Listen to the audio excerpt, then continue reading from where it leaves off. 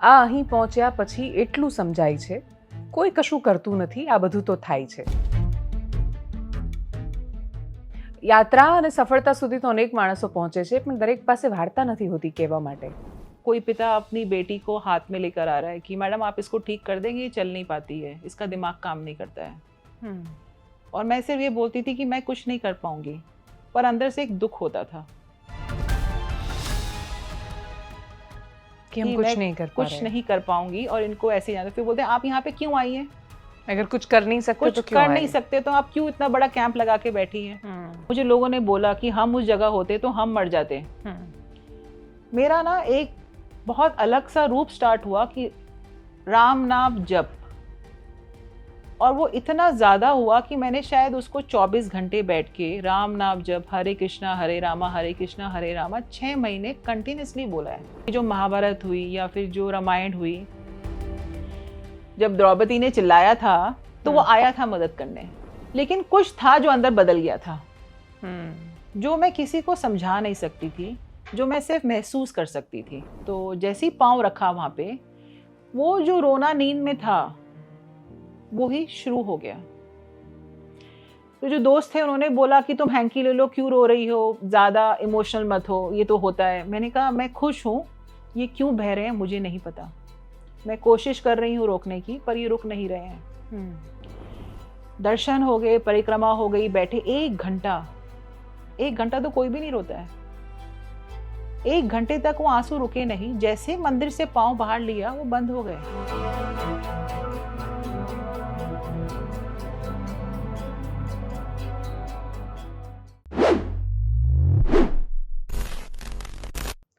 આખું જીવન અને જીવન પ્રત્યેની શ્રદ્ધા બહુ સરસ રીતે સમજાવી જાય એવો કવિ રાજેન્દ્ર શુક્લનો બહુ સરસ શેર છે, જેમાં એમણે કહ્યું છે કે આ અહીં પહોંચ્યા પછી એટલું સમજાય છે, કોઈ કશું કરતું નથી, આ બધું તો થાય છે.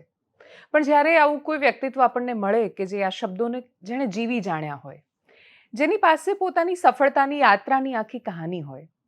યાત્રા અને સફળતા સુધી તો અનેક માણસો પહોંચે છે, પણ દરેક પાસે વાર્તા નથી હોતી કહેવા માટે. એ વાર્તા કે જે વાસ્તવિક જીવનમાં જીવાતી હોય છે, એ વાર્તા કે જે કદાચ આપણને બધાને સમજાવી શકે એમ છે અને શીખવી શકે એમ છે કે જો કદાચ જીવનને આ દૃષ્ટિકોણથી લેવામાં આવે કે જીવવામાં આવે તો પછી સફળતા અને નિષ્ફળતા બહુ જ ગૌણ થઈ જાય છે, કેમ કે તમે બધું જ એના સહારે, ઉપરવાળાના સહારે છોડી દેતા હો છો. મારી સાથે એક ખૂબ સફળ ડૉક્ટર છે, પણ હું એમના ઇન્ટ્રોડક્શનમાં હું ખાલી એમને એવારા હોસ્પિટલના ડૉક્ટર નીરજ સુરી કે જે ENT સ્પેશિયાલિસ્ટ છે, માત્ર એ રીતે એમને ઇન્ટ્રોડ્યુસ નથી કરવા માગતી. હું એમને ઓળખાવા માંગુ છું એ રીતે કે જેમણે જીવનની યાત્રાને બહુ જ સરસ, સરળ અને સુંદર રીતે સમજી છે. અને કદાચ એમની એ સમજ આપણને બધાને એ સમજ પૂરી પાડવા માટે પૂરતી રહેશે કે માત્ર દ્રષ્ટિ બદલવાથી, દૃષ્ટિકોણ બદલવાથી અને श्रद्धा રાખવાથી यात्रा क्या नहीं क्या पहुंची सके छे. डॉक्टर नीरज सूरी, आपका बहुत स्वागत है. और मैं सोच रही हूँ कि कहाँ से शुरू करें, क्योंकि आपकी यात्रा बहुत इंस्पायरिंग है, और इंस्पायरिंग से भी ज़्यादा मुझे लगता है कि मैंने जो इंट्रोडक्शन में बताया कि इंसान जब कुछ भी शुरू करता है ना, तो उसके बाद वो हमेशा वो ऐसा सोचता है कि मुझे सक्सेसफुल हो जाना है, मुझे कुछ पा लेना है. लेकिन आपकी जर्नी को जब हम देखते हैं तो एकदम शुरू से शुरू करते हैं कि आपने कभी क्या खुद ऐसा सोचा था जब आप बहुत छोटे थे तब कि आपको यहाँ पहुँचना है, आप यहाँ पहुँच कर रहेंगे, लाइफ के गोल क्या थे, कहाँ से शुरू हुआ था, कहाँ से है आप? बिल्कुल पहले से शुरू करते हैं आपके बारे में जानने से. तो मैं ये कहूँगी कि जो मेरा जन्म हुआ वो दिल्ली के पास एक गांव है, वहाँ पे हुआ था। और आज भी मैं सबको हंसते हुए कहती हूँ कि मैं उस समय, मेरे फादर आर्मी में थे पर मदर विलेज में थी, तो मैं एक होम डिलीवरी हूँ। हाँ. और वहाँ से शुरू होती है सारी यात्रा कि फादर आर्मी में थे, तो हम लोग बहुत जगहों पे हर 2 साल के बाद जाते थे। और उस समय आर्मी में इतना पैसा नहीं होता था, तो हमें सिखाया जाता था कि आपको कैसे जीना है। तो एक सिंपल सा एक उदाहरण देती हूँ, जैसे हमारे शूज़ स्कूल में ब्लैक कलर के होते थे, तो मम्मी बोलती थी कि आपके काले रंग के जूते हैं और जूते खरीदने की ज़रूरत नहीं है, आपको कहीं पे भी पार्टी में जाना है तो आप वो आराम से पहन सकते हो। पर हमें ये भी सिखाया जाता था कि उनको सुबह शाम हमें ही पॉलिश करना है। तो उस उम्र में अपना काम कैसे करना है, अपने कपड़ों को कैसे तय बना के रखना है, सुबह उठना है जल्दी, आपको अपना बिस्तर कैसे ठीक करना है, वो जो एक डिसिप्लिन लाइफ थी वो थोड़ी वहाँ से फादर ने सिखाई थी। और जैसे साल में 2 नए कपड़े मिलते थे और उन 2 कपड़ों में ही आपको या तो बाहर जाना है या पार्टीज़ में जाना है, वैसे ही जीना है। तो कहीं वहाँ से ये आया कि इतना बहुत है। बट मैं कभी भी मैं ये कहूँगी कि मैं बहुत ज़्यादा पढ़ाई में बहुत अच्छी थी, ऐसा नहीं था। तो जब मैं 10th क्लास में आई, तो मेरे शायद 74% थे। आजकल तो लोगों के 99% आते हैं। और उस समय मैं यहाँ पे केवी शाहीबाग में पढ़ती थी। और फादर बहुत रोए थे क्योंकि उनकी बहुत इच्छा थी कि हम 3 भाई बहन हैं, तो कोई एक डॉक्टर बने, जो हर घर में आजकल मैं देखती हूँ। जब मेरे पेशेंट्स आते हैं वो बोलते हैं कि नहीं मैडम, घर में तो एक डॉक्टर होना चाहिए। तो मुझे कहीं वो रिलेट होता है कि घर में एक डॉक्टर होना चाहिए। तो फादर को बहुत था कि एक डॉक्टर बने और जो लड़की है घर में वो बने।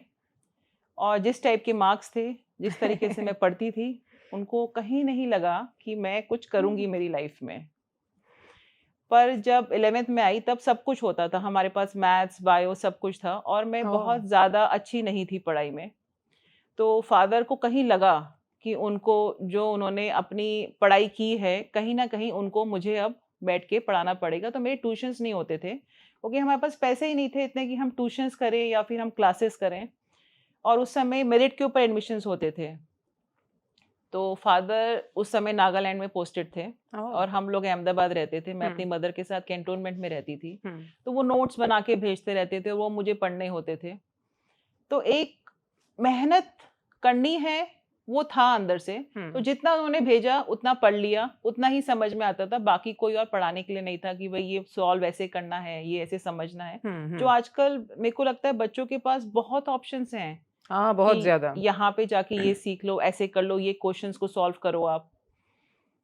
तो जब 12th का बोर्ड हुआ तो फादर ने छुट्टी ली थी और वो आए थे यहाँ पे और वो मुझे छोड़ने जाते थे। केवी कैंट में मेरा आया था। मैथ्स का एग्जाम देकर आई मैं, बायो का देकर आई, फिजिक्स, केमिस्ट्री सब में। बाहर जब मैं निकली, मैंने अपने पापा को बोला मुझे किसी से बात नहीं करनी, ये लो पेपर आपने ही बनाया था। क्योंकि आपने जो सिखाया था वही जो सिखाया था बस वही आया। अब मैं ये क्या कहूँ कि शायद 20% मेरी मेहनत थी और 80% शायद कुछ कृपा थी कि मुझे कहीं जाना था। तो जब रिजल्ट आया तो उस समय अजमेर में हम लोग फोन करते थे जानने के लिए कि क्या सीबीएसई का रिजल्ट आया। तो शाहीबाग में सिविल हॉस्पिटल के बाहर, कैंटोनमेंट के बाहर एक गेबर कॉम्प्लेक्स है। वहाँ पे एक छोटा सा एसटीडी बूथ था। वहाँ मैं अपनी मदर के साथ गई थी कि मार्क्स पूछने हैं क्या आए हैं। और जब उन्होंने 99, 99, 100 ऐसे लिखवाए तो मैं तो चक्कर खा के नीचे गिर गई।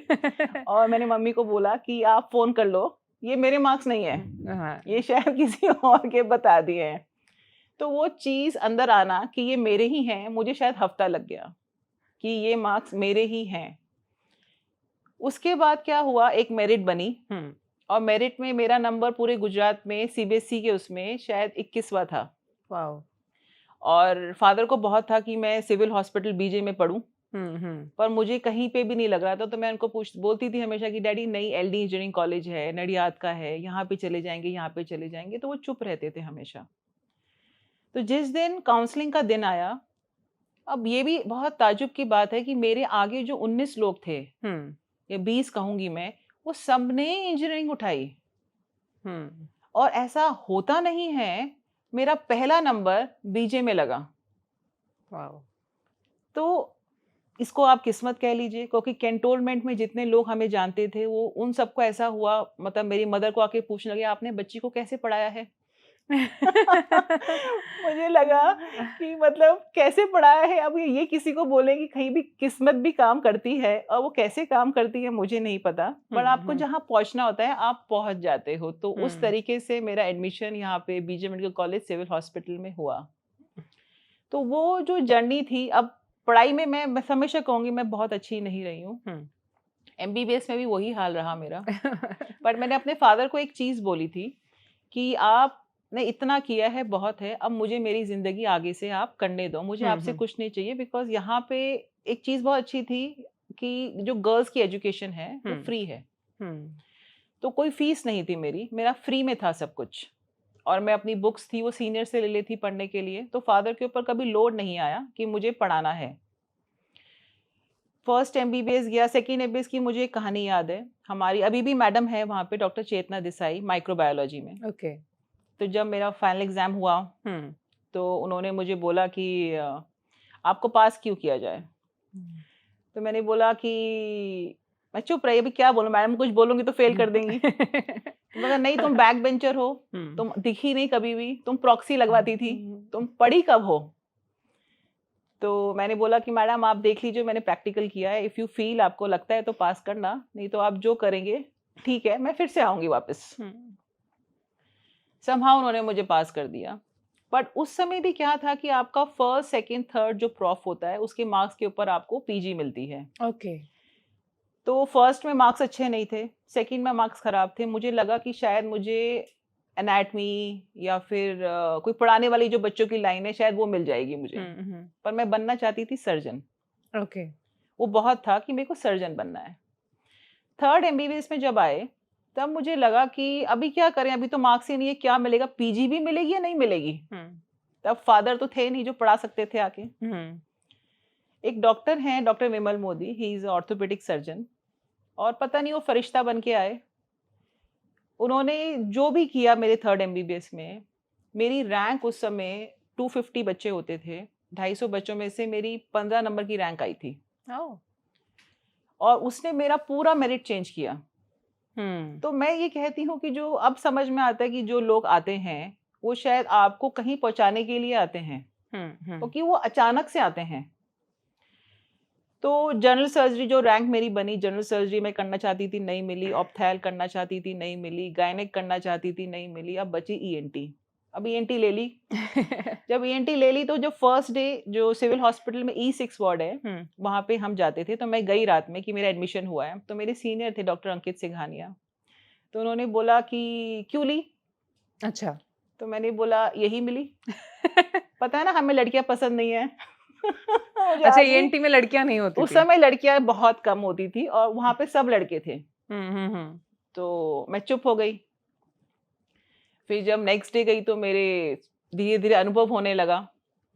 लेकिन ENT में भी मेरा ओवरऑल एक नॉर्मल रहा। मैं बहुत ज़्यादा अच्छा नहीं किया, बहुत वो नहीं किया।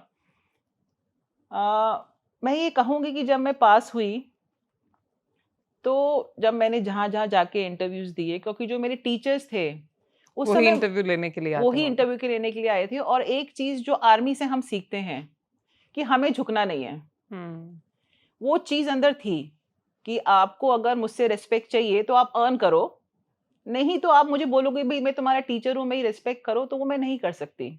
वो था उस समय भी बहुत ज़्यादा। तो यही टीचर्स आए मेरा इंटरव्यू लेने के लिए, और फर्स्ट मेरिट होते हुए भी, ओके मैं गोल्ड मेडलिस्ट थी, मेरे को 0 मार्क्स दिए गए।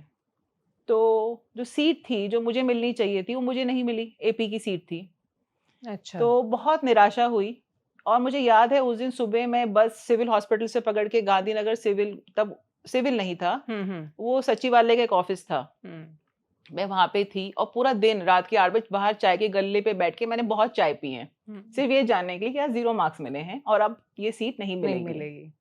मैं कुछ ट्रस्ट हॉस्पिटल में गई कि मुझे कहीं जॉब मिल जाए, लेकिन बहुत फेलियर और रिजेक्शन था, क्योंकि सब ये बोलते थे कि आपका एक्सपीरियंस नहीं है, आप क्या करेंगे, आपको क्या आता है। फ्रेश पास आउट जो होते हैं, हमें लगता है कि हम जो पास होते हैं हमें लगता है ऐसा कि हमने कुछ तीर मार लिया, लेकिन जैसे ही आप दुनिया में बाहर निकलते हो आपको समझ में आता है कि आप कुछ भी नहीं हो। ये जब सारी कहानी हुई, एक और करमसद में जाके मैंने इंटरव्यू दिया तो उन्होंने मुझे बोला तुम रात में इमरजेंसीज नहीं करोगी, हमें तो लड़के चाहिए। तो वो जितना रिजेक्शन और फेलियर था उस समय मुझे लगा कि गुजरात में कुछ भी मिल नहीं रहा है, मैं छोड़ के चली गई। लेकिन मैं जब गई बाहर और मैंने जो चीज़ें सीखी, और मैंने इतना सीखा कि शायद जो लोग यहाँ पे थे उतना भी नहीं वो सीख पा रहे होंगे। मैंने बहुत सीखा और थोड़ा पैसा कमाया। तो मैं वापस आई, और जब मैं वापस आई तो उस समय मेरा ब्रेक था क्योंकि मेरा छोटा बेबी भी था एक। तो उस समय एक 16 सिविल नया बना था और सीट निकली थी, तो मुझे सबने बोला यहाँ पे अप्लाई कर लो। फिर मुझे वही याद आया, कि यही लोग रिजेक्शन ही मिलने वाला है। रिजेक्शन ही मिलेगा, वही लोग आएंगे इंटरव्यू लेने के लिए, फिर से नहीं लेंगे, कितना सहन करोगे? हाँ, एक के बाद फेलियर। तो सबने बोला इंटरव्यू तो दे दो, फिर जो होगा देखेंगे। तो मैं पहुंच गई इंटरव्यू देने के लिए। 40 लोग आए थे और एक सीट थी, ओह, और वही टीचर सामने, और वही उनको 5 साल बाद में याद आ गई कि ये वही लड़की है। ये सुनती नहीं है किसी की भी। तो मैं चुप, वो भी चुप। तो टीचर ने मुझसे पूछा, डॉक्टर विकास सिन्हा थे, और भी टीचर्स थे वहाँ पे, तो कि इस चीज़ की डेफिनेशन बताओ। तो मैंने कहा सर डेफिनेशन मत पूछिए, आप ये पूछ लीजिए सर्जरी कैसे होती है, क्योंकि थ्योरी नहीं आती है, प्रैक्टिकल चीज़ें पूछिए मुझसे, क्योंकि मैंने वही सीखा है, मैंने किताब नहीं इतनी पढ़ी है। गुस्सा आ गया इस बात पे कि ये कैसे जवाब दे सकती है ऐसे। समहाउ पता नहीं क्या हुआ, मैं कहूँगी शायद आपके पर्दे के पीछे वो क्या कहानी हुई कि मुझे शाम को ये पता चला कि वो सीट मुझे ही मिली है। ओह, जो मेरे लिए एक बहुत ही आश्चर्य की बात थी कि ये कैसे हुआ, पर शायद कुछ लोग थे जो मुझे जानते थे और जिन्होंने शायद बोला था कि इसको लेना है। और वो मैं कहूँगी कि इट वाज कहीं पे सब जगह, चाहे मैंने अपनी 12th क्लास देखी या मैंने MBBS देखा अपना, या मैंने जॉब देखा, कहीं पे उसका हाथ था जो मुझे समझ में नहीं आता था कि ये चीज़ें कैसे हो रही हैं, पर मिल रही हैं। चलो वहाँ पे मिल गया, 16 में मैं जाने लगी। उसके बाद मैं गांधीनगर सिविल आ गई प्रमोशन लेकर। फिर 2013 में मुझे डॉक्टर शेख थे उस समय, प्लास्टिक सर्जरी के हेड, अभी रिटायर हो गए हैं सर। उन्होंने मुझे बोला कि नीरज तुम कॉकलियर इम्प्लांट्स क्यों नहीं करती हो? तो मैंने कहा कि सर काफ़ी है, सिविल में होता है, मुझे नहीं करना है, शांति की ज़िंदगी है, जीने दीजिए। उन्होंने 1 हफ्ते के बाद फिर से बोला कि तुम क्यों नहीं करती? मैंने कहा सर बोला ना आपको नहीं करना है मुझे। तो फिर बोला उन्होंने 15 दिन के बाद कि मेरा ब्रदर इन लॉ लंदन में है, वो ENT है, मैं तुम्हें वहाँ भेजता हूँ, मैं स्पॉन्सर करता हूँ, तुम सीख कर आओ। फिर मुझे लगा कि शायद मुझे करना है, इसीलिए बार बार बोल रहे हैं। तो शायद मैंने सोचना शुरू किया कि मुझे ये करना है, लेकिन सोचना काफ़ी नहीं था, क्योंकि उस समय ये चीज़ करना बहुत मुश्किल थी, कॉकलियर इम्प्लांट करना। और जब मुझे कोई मतलब जानता नहीं था, मेरा कोई वजूद नहीं था, पेशेंट कहाँ से आएंगे, मुझसे क्यों कराएंगे, बहुत महंगी सर्जरी होती है। समहाउ उस 6 महीने में जो एक मेरा, मैं कहूँगी जो मैंने शायद विचार सोचा, कुछ लोग आए ऐसे जीवन में, बिल्कुल नए लोग, जिनसे मैं बात करने लगी कि मुझे कॉकलियर इम्प्लांट करना है। क्यों करना है, क्या कुछ पता नहीं, उन्होंने बोला है करना है इसलिए करना है। तो उन्होंने बोला, जो उस समय कमिश्नर सर थे, कि सिविल में होता है, हम लोग गांधीनगर सिविल भी स्टार्ट कर सकते हैं। तो वो ऐसा लगा कि जैसे मैंने सोचा और मुझे ऐसे मिल गया, पर वो मिलना बहुत नहीं था। बट शायद जिंदगी वहां पे बदली थी, क्योंकि मुझे ये समझ में आया कि जब मैंने वो बच्चे देखे, मैंने कुछ कैंप्स किए, मुझे लगा मुझे कैंप्स करने जाना पड़ेगा, क्योंकि पेशेंट्स ये चल के नहीं आते हैं, मुझे जाके इनसे मिलना पड़ेगा। तो मैंने गांव में, उस समय मई का महीना था, बहुत गर्मी थी, हम पंखे के नीचे बैठ के कैंप्स किए हैं। और सिर्फ गूंगे बहरे बच्चे नहीं आते थे, कोई पिता अपनी बेटी को हाथ में लेकर आ रहा है कि मैडम आप इसको ठीक कर देंगे, ये चल नहीं पाती है, इसका दिमाग काम नहीं करता है। और मैं सिर्फ ये बोलती थी कि मैं कुछ नहीं कर पाऊंगी, पर अंदर से एक दुख होता था कि हम कुछ नहीं कर पाऊंगी, और इनको ऐसे जाना। फिर बोलते हैं आप यहाँ पे क्यों आई हैं? अगर कुछ कर नहीं सकते तो क्यों कर नहीं सकते तो आप क्यों इतना बड़ा कैंप लगा के बैठी हैं? ऐसा 6 महीने में इतना हुआ कि कहीं मेरे अंदर कुछ बदलने लगा। उसी समय 2 साल पहले मेरे अपने फादर को भी लूज किया था, तो वो भी समझ में आता था कि जब हम लोगों को, जब हमें छोड़ के वो जाते हैं तो हमारे अंदर कितना एक खालीपन आता है, टूट जाते और फिर हम ये जो मैंने चीज देखी, तो मैंने जो लोग थे उनको बोलना शुरू किया कि मुझे समाज में देना है। कैसे देना है मुझे नहीं पता, लेकिन मुझे इनकी मदद करनी है। इम्प्लांट ठीक है, पर मुझे पहले मदद करने, ये मेरा विचार शायद 2015 में आया था।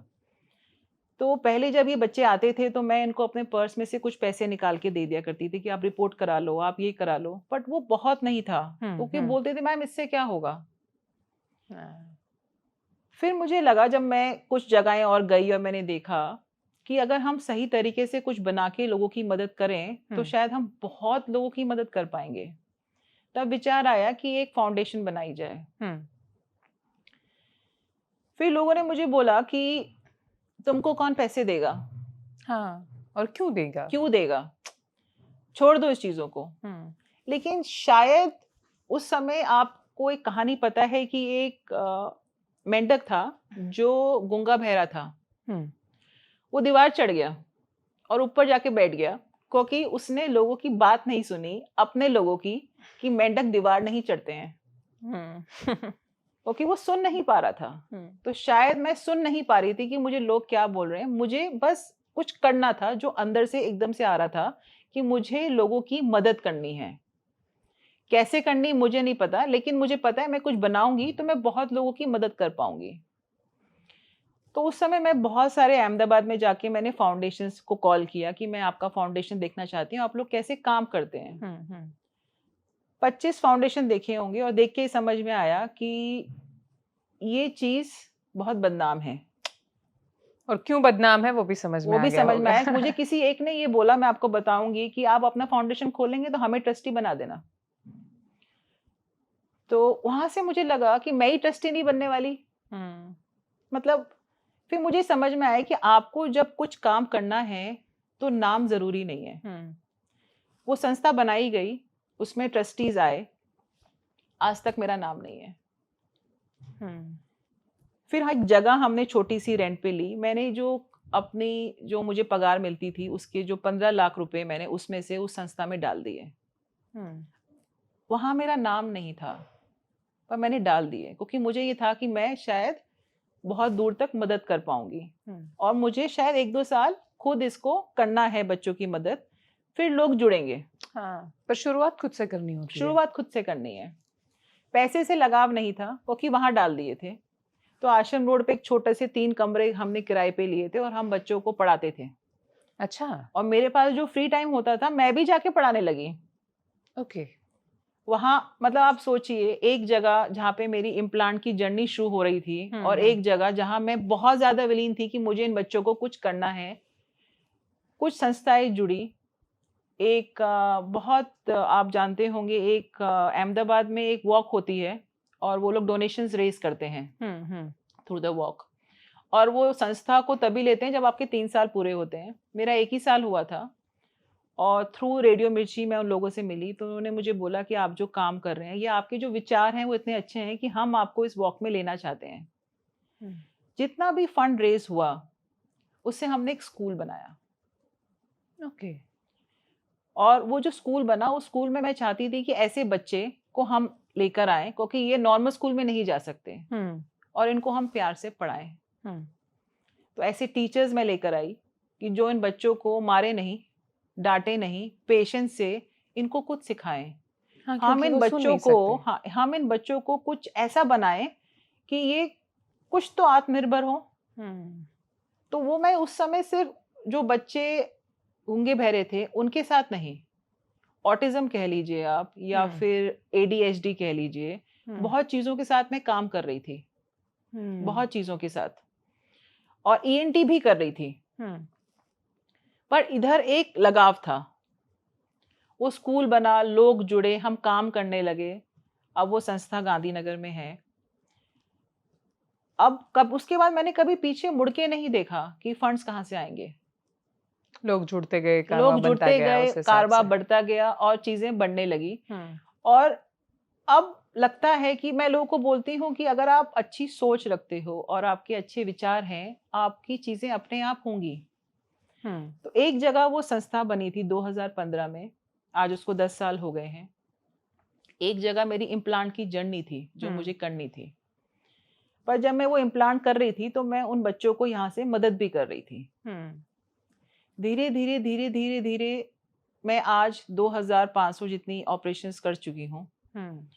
और इतना प्यार होने लगा इन फैमिलीज के साथ, इतना ज़्यादा कि जैसे मैंने आपको बताया कि हम जब सपोज भुज जाते हैं या फिर मेहसाना की तरफ गए, कहीं पे भी गए, तो बहुत सारे पेशेंट्स होंगे रूटीन ईएनटी पेशेंट्स, कान का ऑपरेशन हुआ है, थायराइड की सर्जरी हुई है, उनसे हम नहीं मिलते हैं। हाँ। एक बार ऑपरेशन किया डॉक्टर भूल जाता है। लेकिन बीजापुर एक जगह है, अगर मैंने वहाँ पे 10 ऐसे ऑपरेशन किए हैं और मैं बीजापुर गई हूँ, उनके शादियों के कार्ड भी आते हैं मेरे पास।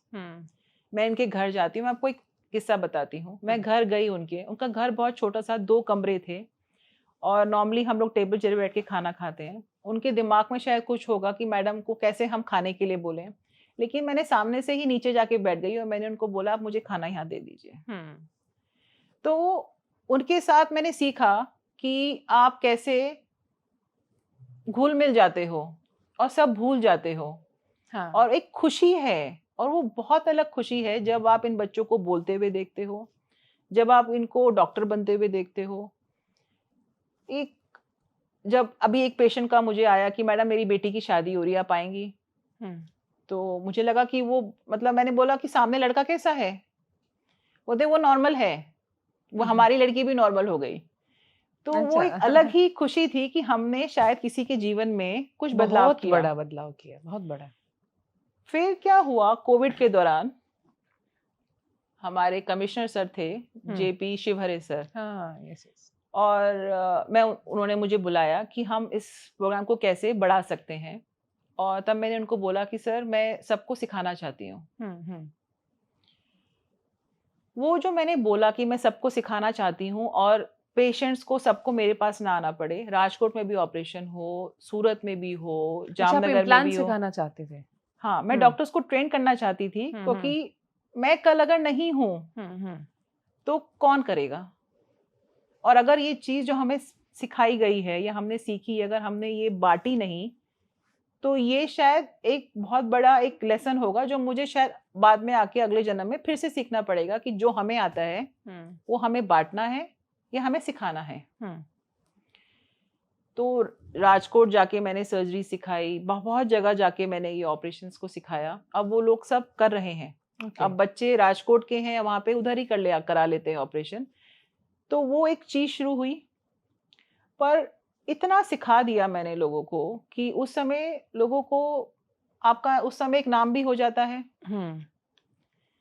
तो कभी कभी आप ऐसी, आपको अखबार कह लीजिए या फिर मीडिया कह लीजिए, जो भी कह लीजिए, आपको अटेंशन बहुत मिल जाती है और वो अटेंशन कभी आपके लिए नुकसानदायक हो जाती है। आप लोगों की नजर में आ जाते हो बहुत ज्यादा, कुछ चीजें आपके दिमाग में चली जाती हैं। तो शायद मैं बहुत टॉप पे थी, बहुत सारे, मुझे नहीं पता था मेरे दुश्मन बन गए हैं। बन ही जाते हैं जब आप ऊपर होते हैं, ईर्ष्या लोगों को होने लगी। लेकिन तब भी मैं अच्छी थी, मुझे ये नहीं पता था कि सामने वाले क्या सोच रहे हैं। हम तब भी अच्छा कर रहे थे। तो कोविड के दौरान जब ये सब अच्छा चल रहा था और मैं बिल्कुल, मैं कहूँगी टॉप पे थी, तब मुझे एक, जैसे मैंने आपको बताया कि पहाड़ के ऊपर से आपको कभी धक्का मिले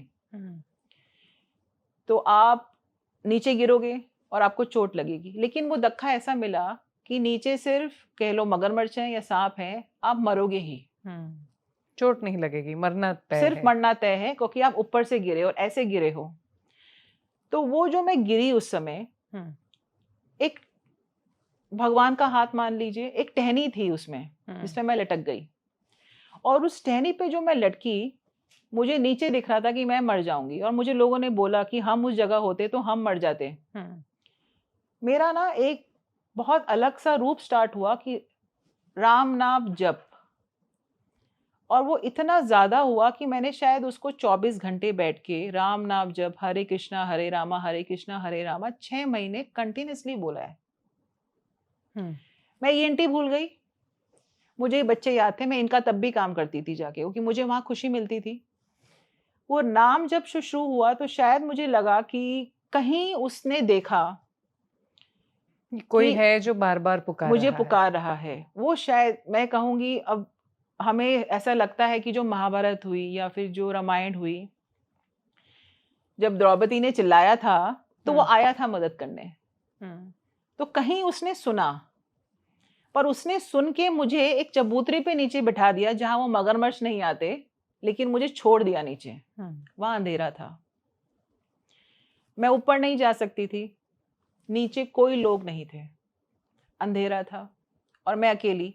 अब जब आप उस फेज में होगे जहाँ पे आप सिर्फ अकेले हो और आपके आजू बाजू कुछ भी नहीं है, तो आप क्या करोगे? आप राम नाम जप करोगे, पर आप बहुत ज्यादा अकेलेपन में जाओगे, आप बहुत ज्यादा एक पेन में भी जाओगे, निराशा होगी। और उस समय मैंने शायद पुराण पढ़ने शुरू किए, क्योंकि कुछ और था नहीं करने के लिए। सबसे पहले मैंने गरुड़ पुराण पढ़ा, फिर मैंने भागवत पढ़ा, फिर मैंने और पुराण पढ़े, मैंने गीता पढ़ी। और उससे पहले भी मैं 2 बार गीता पढ़ चुकी थी, लेकिन जब मैंने उस समय वो गीता पढ़ी तब मुझे समझ में आया कि गीता में जो लिखा है अगर वो हर इंसान समझ ले तो आपको आपकी जिंदगी का सारा मूल वहीं लिखा है। आपको कहीं भी तकलीफ हो रही है, गीता का पन्ना खोल के पढ़ लीजिए, आपको जवाब मिलेगा। वहां पे मुझे समझ में आया कि जब ये लड़ाई हो रही थी, कृष्णा था, पांडव थे, अर्जुन था और भीम था, तो एक नारायण शस्त्र छूटा था। और कृष्णा ने पांडव को बोला सबको कि तुम लोग सारे के सारे झुक जाओ। वो झुक गए। भीम नहीं झुका, उसने बोला मैं लड़ूंगा उस नारायण शस्त्र के सामने। तो कृष्णा ने उसको पकड़ के झुकाया, क्योंकि वो पता था कि वो कृष्णा साथ में है, लेकिन वो जो नारायण शस्त्र है वो जिसको लगेगा वो इंसान मर जाएगा अगर वो झुकेगा नहीं। तो मैं कुछ भीम जैसी बन गई थी कि मैं लड़ूंगी। मुझे ये समझ में आता है गीता जब पढ़ी कि आपको सब लड़ाइयां नहीं लड़नी है कुछ छोड़ देनी है, कहीं झुक जाना है।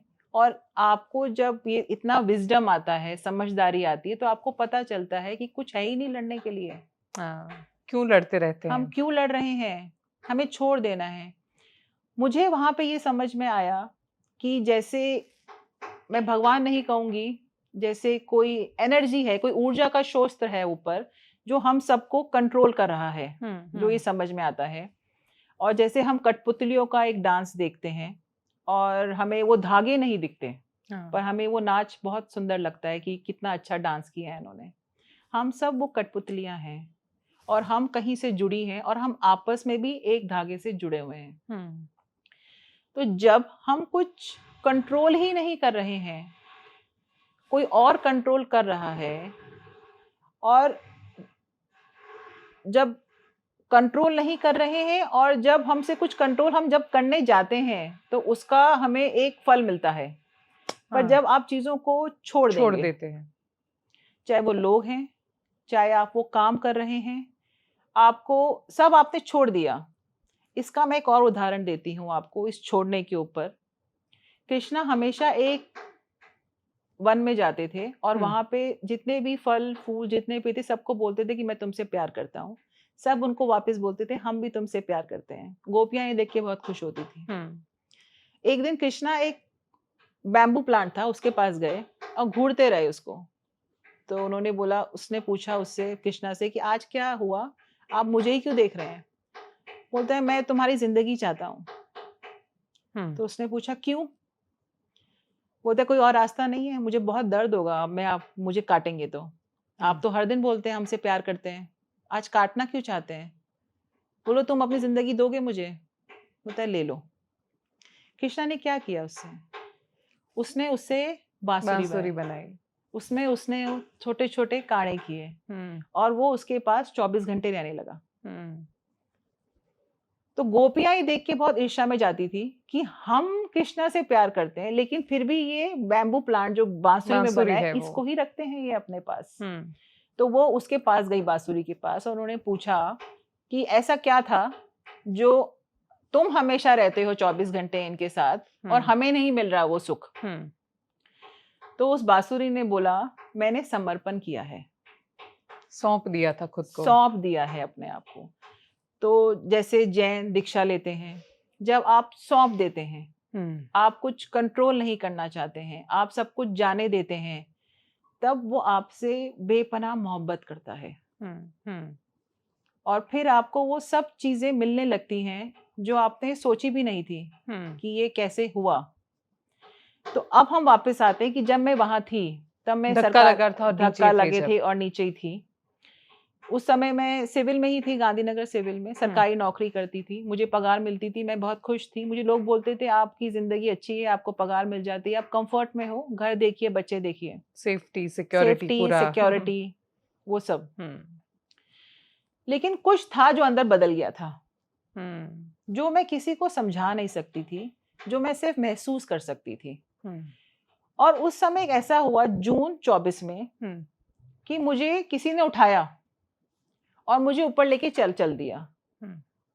मुझे नहीं पता मैं कहाँ जा रही थी, बट मैं किसी दिशा में चल दी थी। मुझे लगा पहाड़ के ऊपर तो कोई जहाँ से गिरी थी उसको भी क्रॉस कर दिया। मुझे लगा यहाँ पे भी नहीं छोड़ रहे, कहाँ लेके जा रहे हैं। और कुछ लोग आए, ऐसे नए लोग जिनको मैं जानती नहीं थी, और वो लोग मेरी मदद करने लगे।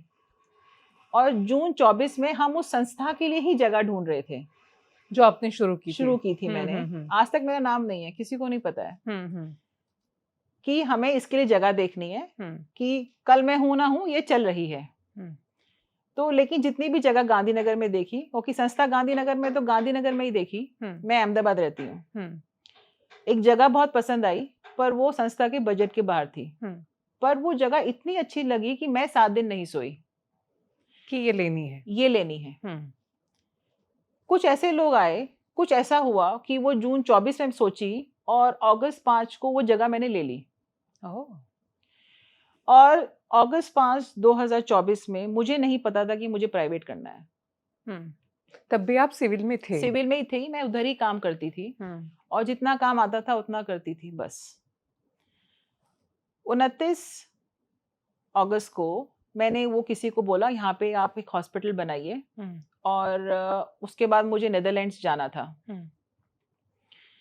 तो वो काम दे दिया। तब मेरे दिमाग में था कि ये बनेगी बिल्डिंग, टाइम लगेगा इसको, जैसे भी है कुछ लोग यहाँ काम करेंगे, मैं सिविल में ही काम करूंगी। क्योंकि लोगों ने मुझे बोला आपने सिविल में इतना काम किया है, आपने इतने ऑपरेशन किए हैं, आपने न्यूबॉर्न हियरिंग स्क्रीनिंग स्टार्ट की है, आपने सरकार के साथ काम किया, आप काफी सारे प्रोजेक्ट्स लेकर आई हैं, तो आपका नाम उधर ही है, आप उधर ही हैं, तो आपको लोग वहीं से पहचानेंगे। तो मैंने कहा ठीक है, वहीं रहते हैं, ये कोई और चला लेगा, मैं शाम को आ जाऊंगी यहाँ पे थोड़ी देर के लिए। मैं 1 सितंबर को नेदरलैंड्स गई 2024 में। जैसे मैंने आपको बताया था, एक बहुत अद्भुत घटना हुई है कि रात को सोते समय बहुत गहरी नींद थी, मुझे सपने नहीं आते हैं, बिल्कुल नहीं आते हैं, लेकिन मैं रो रही थी। और रोते रोते कुछ दिख रहा था, मैं हाथ उठाना चाहती थी, लेकिन वो एक स्लीप पैरालिसिस था। और आ जाओ आ जाओ आ जाओ आवाजें आ रही थी। ये तब था जब सब पुराण पढ़ चुकी थी, गीता समझ चुकी थी, मैं अपने आप को समर्पण कर चुकी थी। और ऐसा था कि मतलब एक पेशेंस के साथ आप वेटिंग रूम में वेट कर रहे हो कि आपको भी शायद बुलावा आएगा। तो वो पेशेंस था कि कभी आएगा, आ जाओ आ जाओ आ जाओ। इतनी आवाजें आई, एक चेहरा आया, वो चेहरा बहुत साफ हो गया।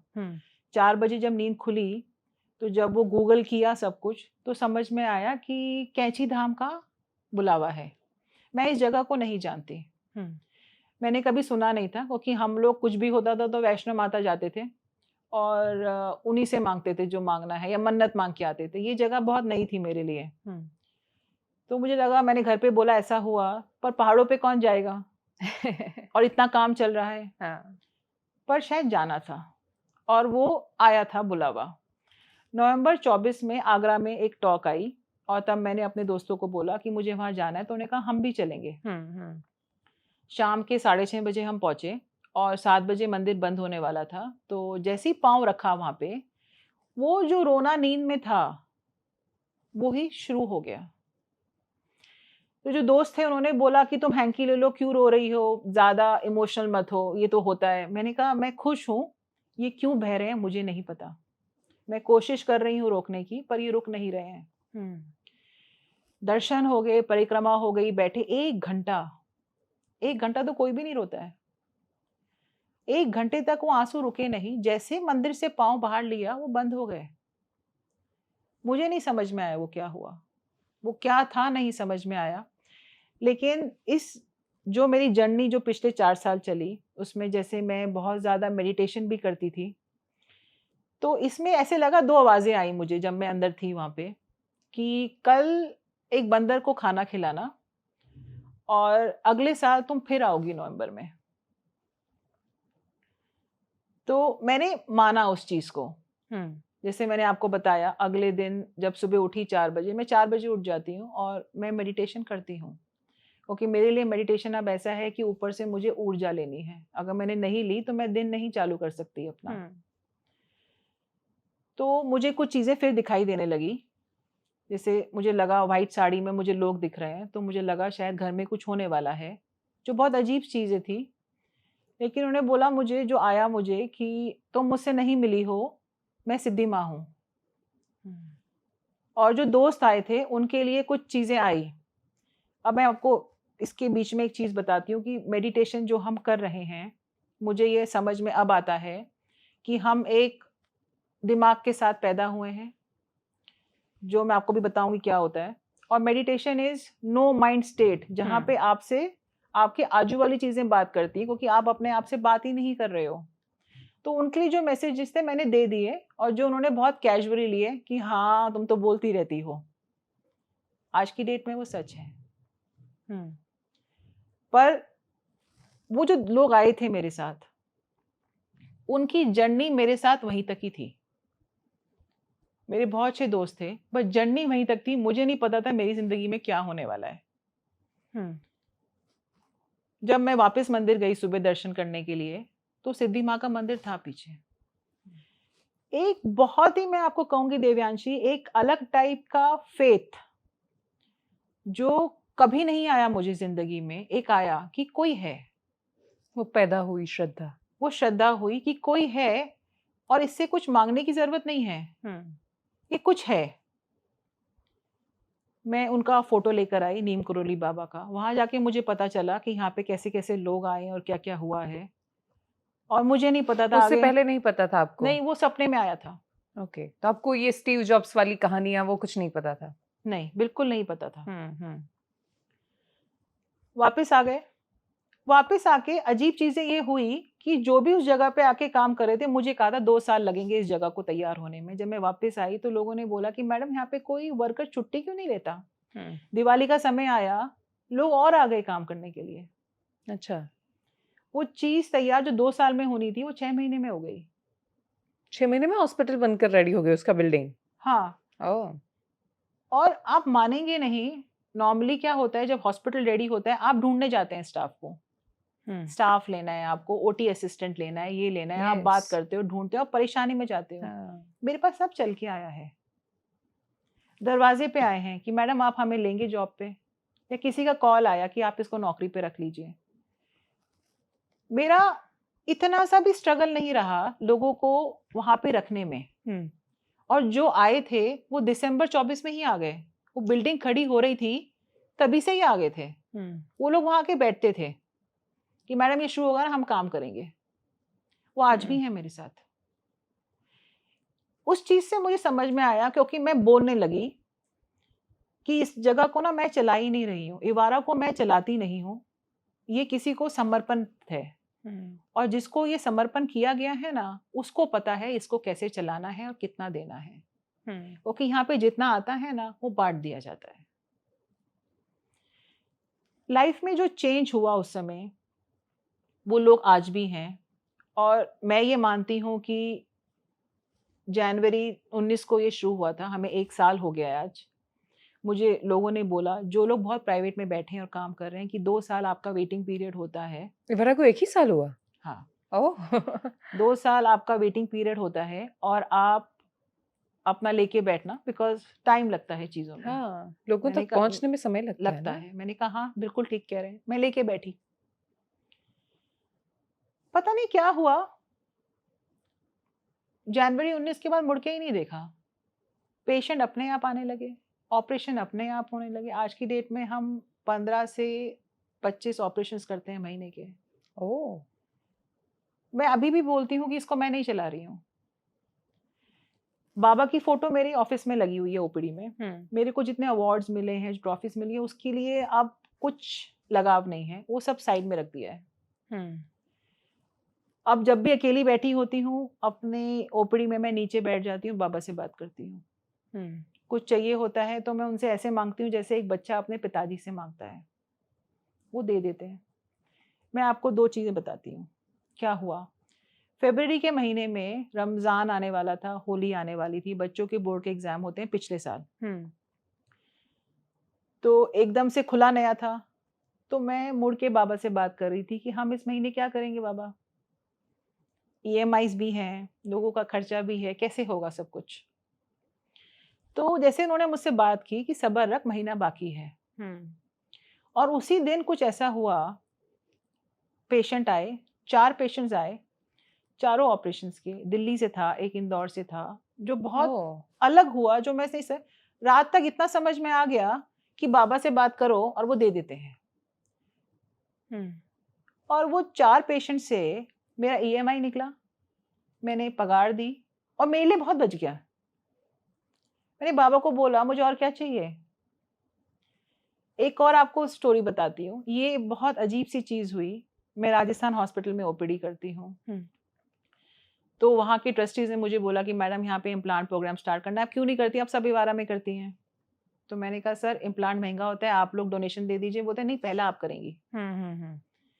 तो मैंने बोला कि पहले इनका ओटी कैसा है, पहले एक कान का ऑपरेशन करना पड़ेगा। तो फिर मैंने, जो भी मैं बोलती हूँ ऐसा लगता है कोई सुन रहा है कि कान का पेशेंट आएगा तो हम कर पाएंगे। और अगले दिन एक पेशेंट आया कि मैम कान का ऑपरेशन कराना है, मैंने कर दिया। मुझे समझ में आया कि यहाँ पे ऑपरेशंस कर सकते हैं आराम से। अभी इम्प्लांट का पेशेंट कहाँ से आएगा वहाँ पे, जिसको राजस्थान हॉस्पिटल में कराना है। इसके पीछे जब चल रहा था तो इवारा में कुछ हो रहा था। एक पेशेंट आया था अपने बच्चे की कान की जांच कराने के लिए, जो एक पास हो गया एक फेल हो गया। उसका 3 महीने का बच्चा था और वो करा के चला गया, मुझसे नहीं मिला था क्योंकि वहाँ जांचें होती रहती हैं।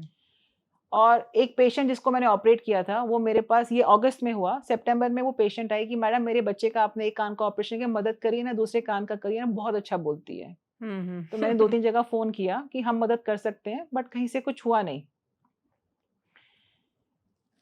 वो जो पेशेंट जांच करा के गया था वो उस पेशेंट के 10 दिन के बाद आया और उसके बच्चे की दोनों कान पास हो गए।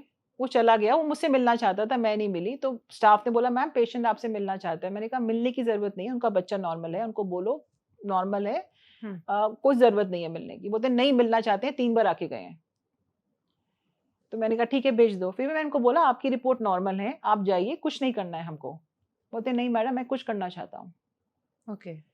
तो मैं कुछ दान देना चाहता हूँ। तो मैंने कहा आप 20,000 30,000 जो भी दान देना चाहते हैं, थेरेपी में आप किसी की मदद कर सकते हैं बच्चे की, या किसी बच्चे की ऐसे मदद। बोलते हैं नहीं मैडम मैं 6 लाख रुपए देना चाहता हूँ। और वो जो पेशेंट आया था 10 दिन पहले, उसको 6 लाख की जरूरत थी, ना एक पैसा कम ना एक पैसा ज्यादा।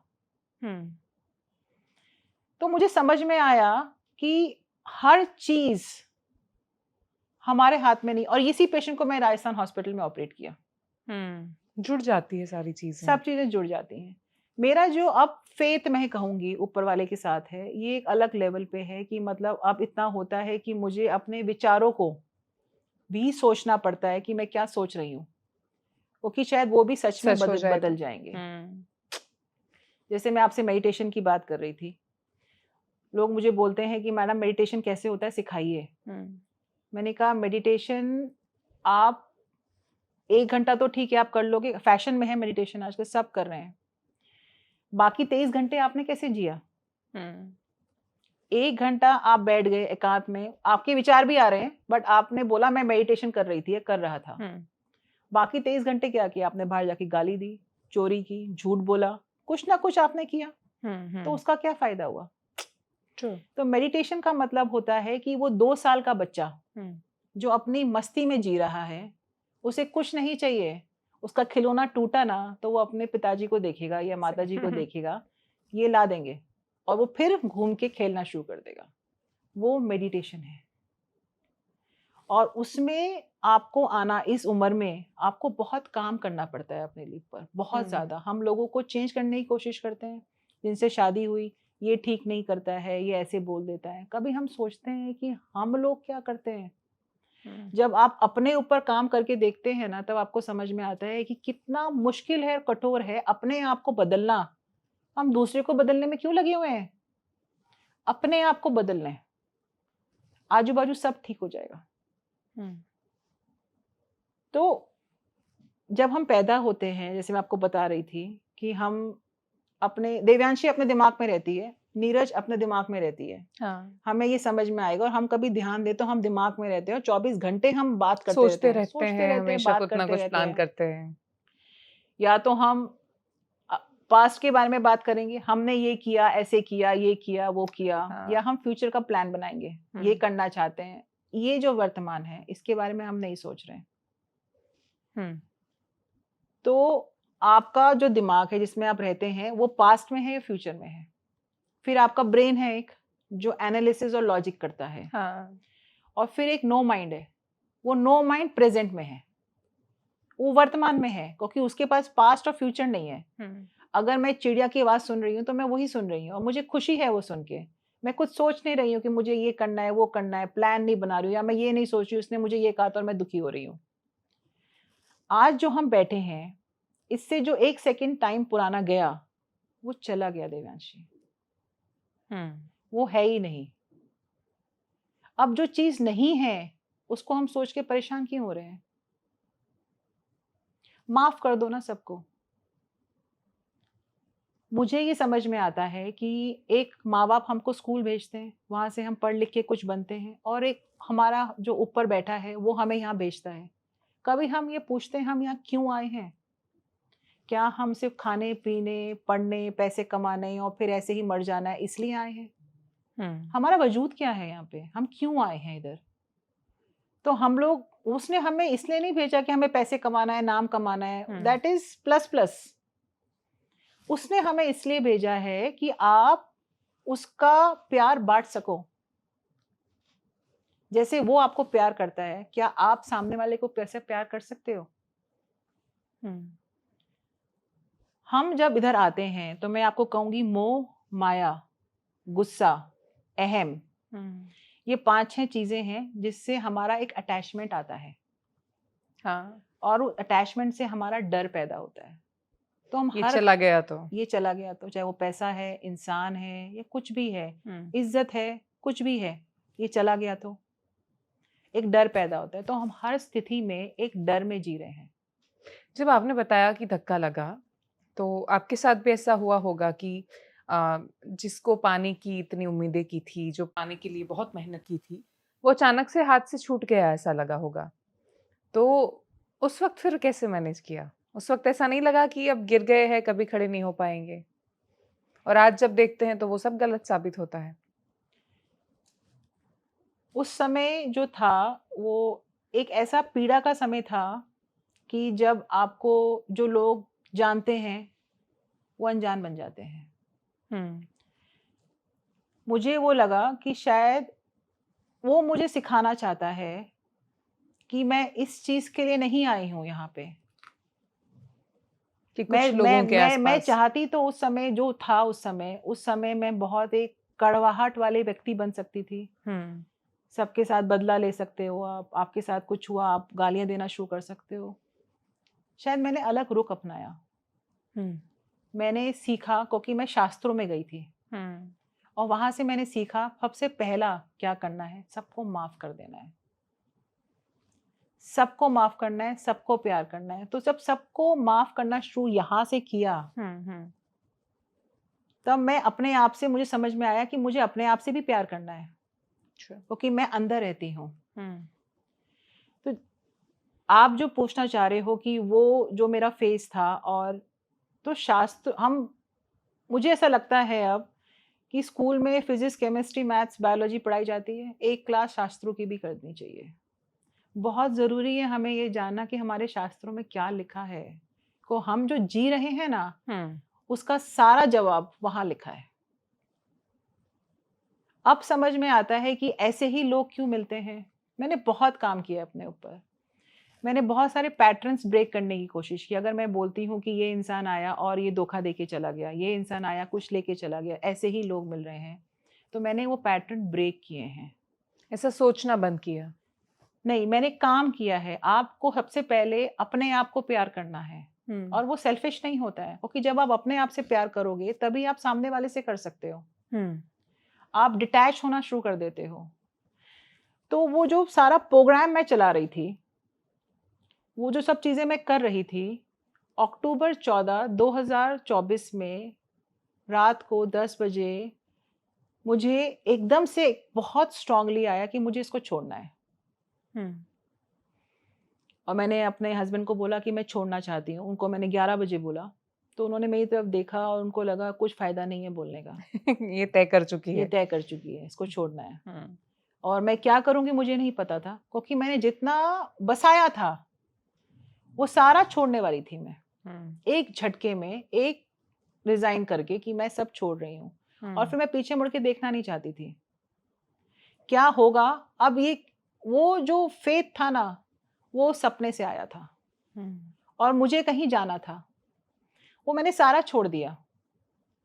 फिर एक जिनको मैं बहुत मानती हूँ, दादा हैं, उनके पास मैं गई और मैंने उनको बोला कि मैं ये कर रही हूँ, मैंने कर दिया है। तो उन्होंने मुझसे पूछा कि तुम्हें कैसा लगेगा कि 2 साल बाद तुम्हें लोग भूल जाएंगे कि तुम कौन थी, नीरज कौन है। मैंने उनको बोला मैं चाहती भी नहीं लोग याद रखें।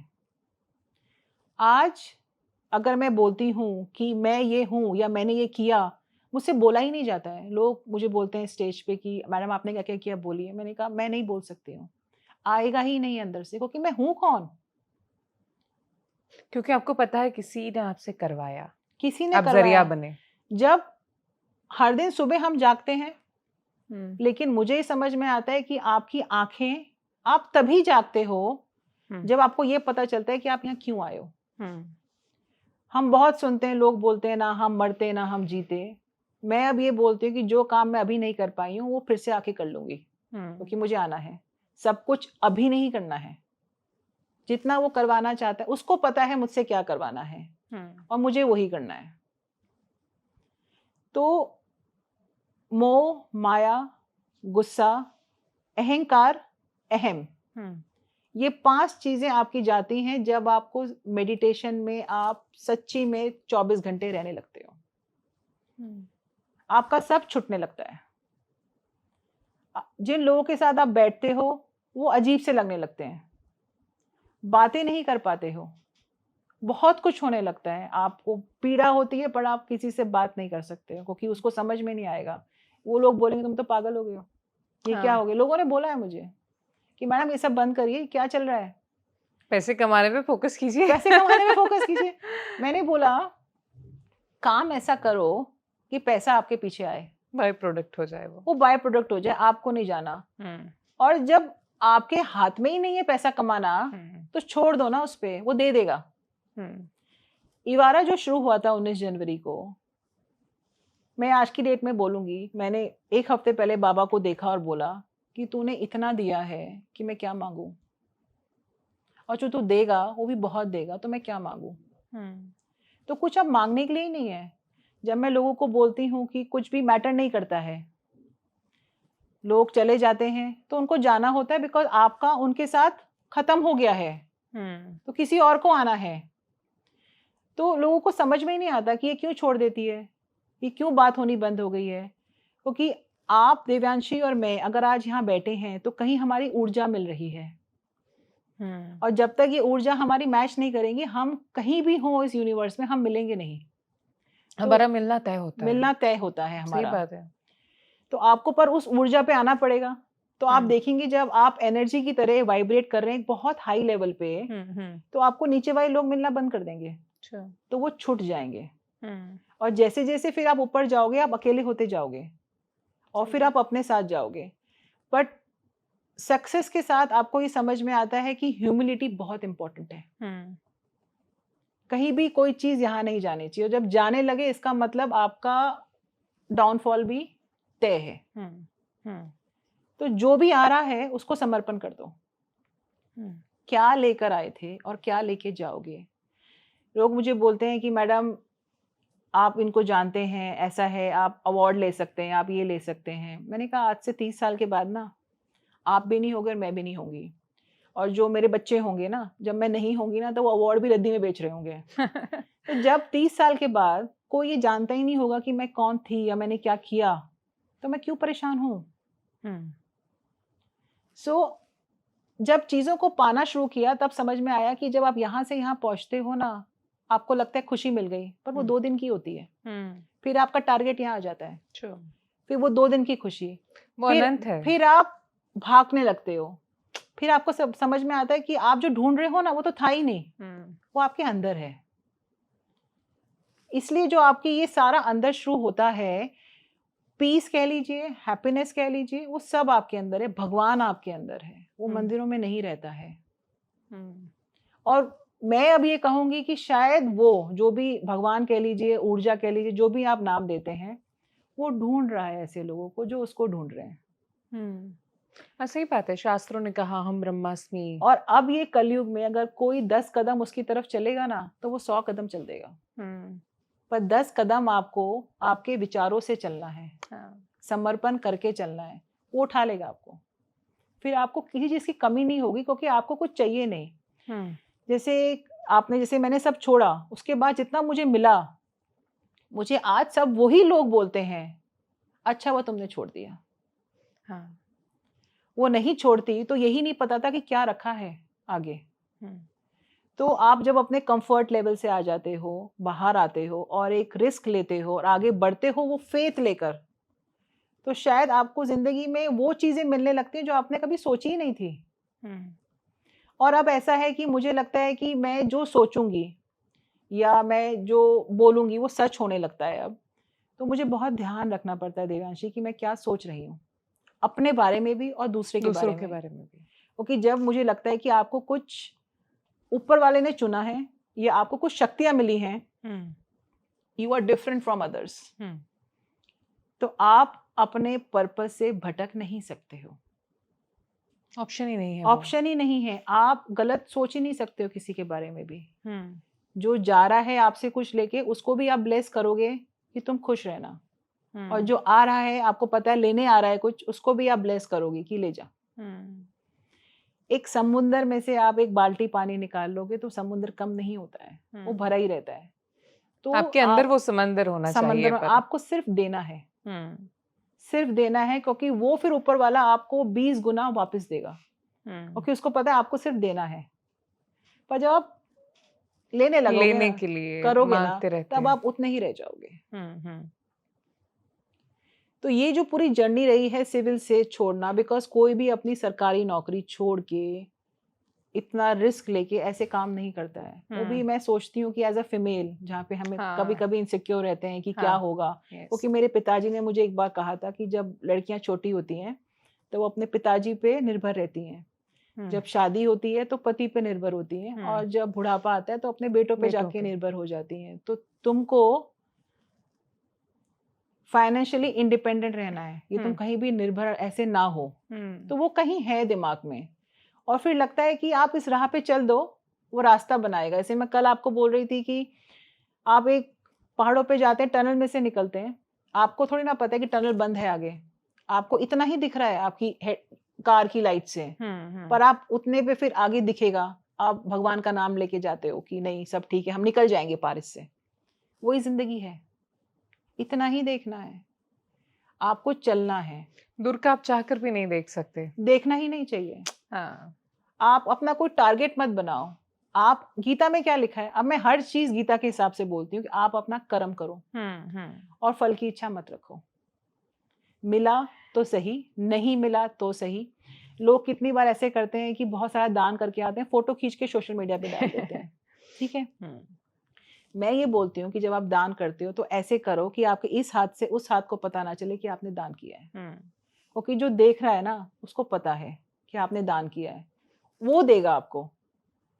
आपको अपनी इमेज बिल्डिंग करने की जरूरत ही नहीं है, वो करा देगा। तो वो जिंदगी एक बहुत खूबसूरत हो जाती है।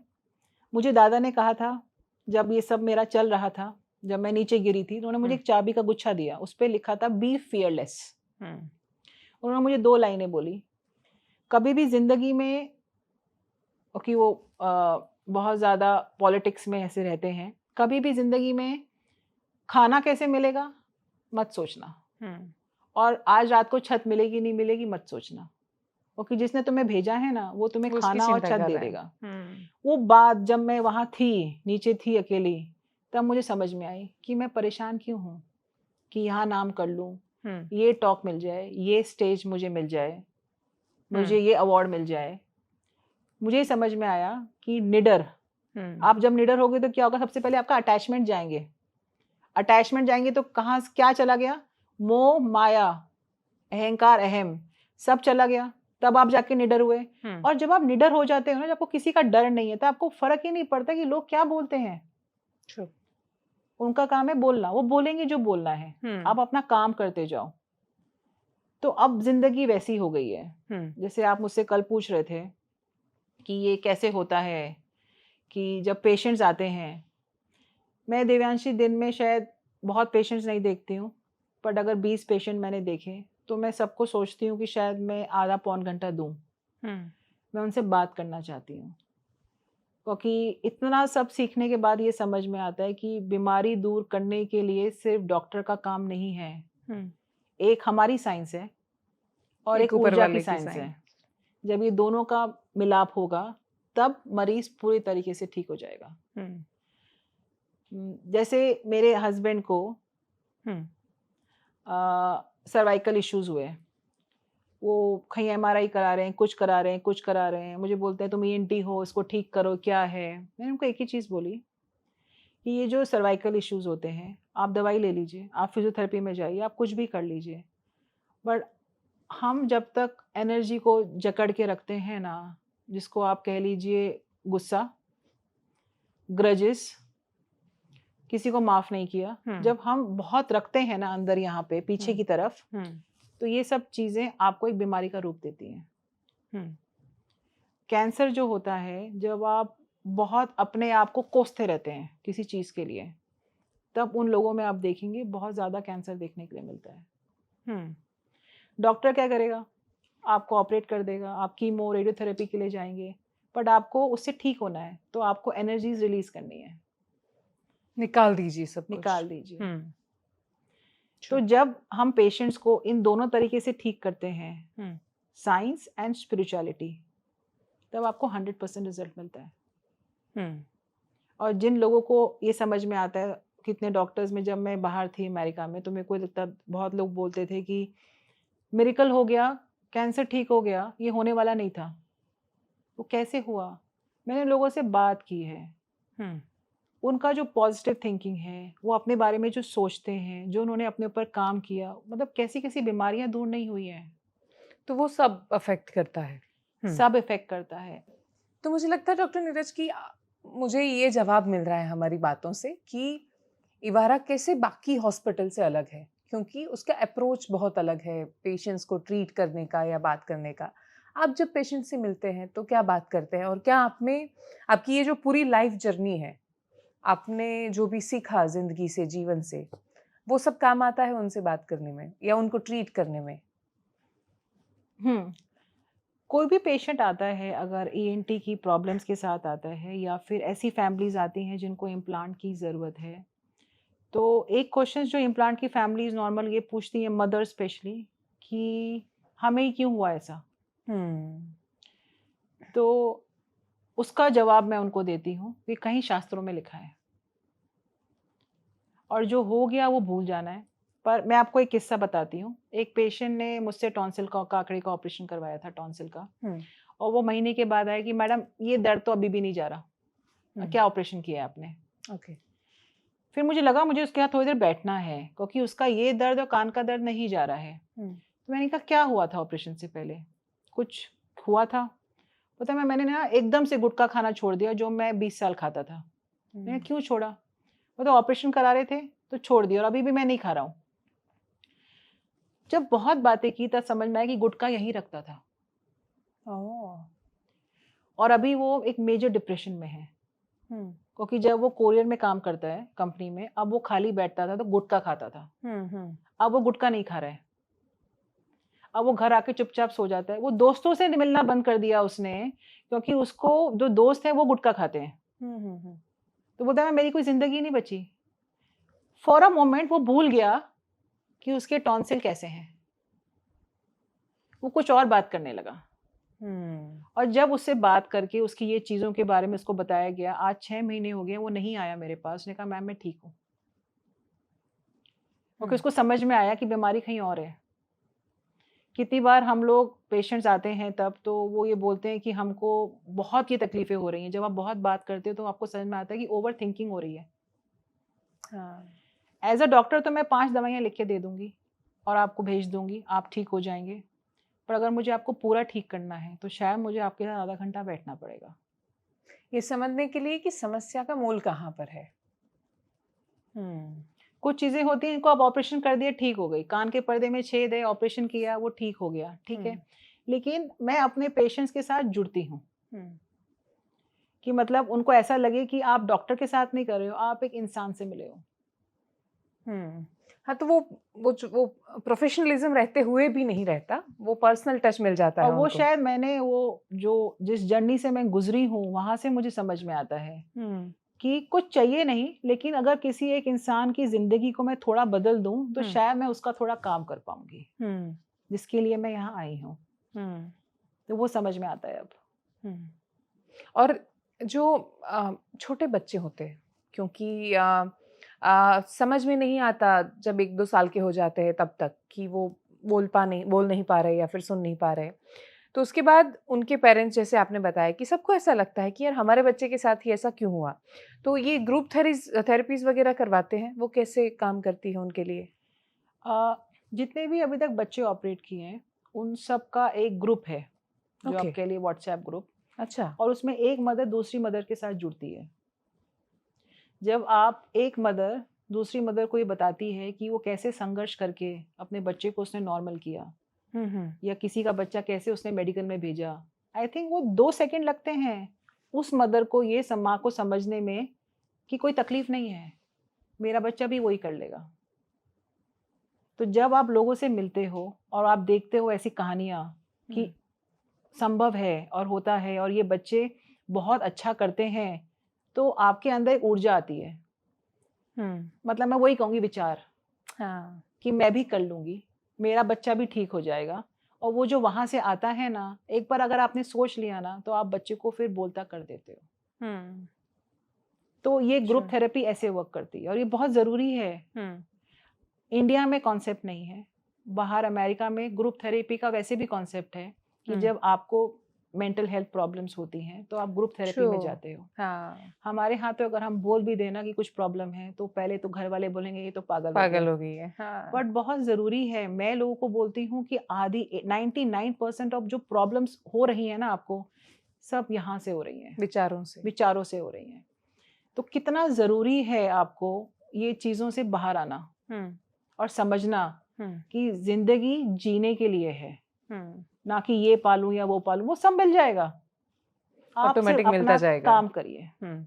आखिरी सवाल, क्योंकि मुझे लगता है कि हमारी ये बातचीत सिर्फ ईएनटी पेशेंट्स या उन सब के लिए नहीं है, उन सब लोगों के लिए है जो लोग, और शायद मुझे लगता है 99% लोग की जो ज़िंदगी में शायद अपनी सोच की वजह से पीछे रह जाते हैं। उनको लगता है कि वो बहुत भागते रहते हैं, दौड़ते रहते हैं, उनको कुछ पा लेना है, बहुत दूर का सोचते हैं, उतना दूर का सोचते हैं कि फिर बहुत नज़दीक का नहीं देख पाते।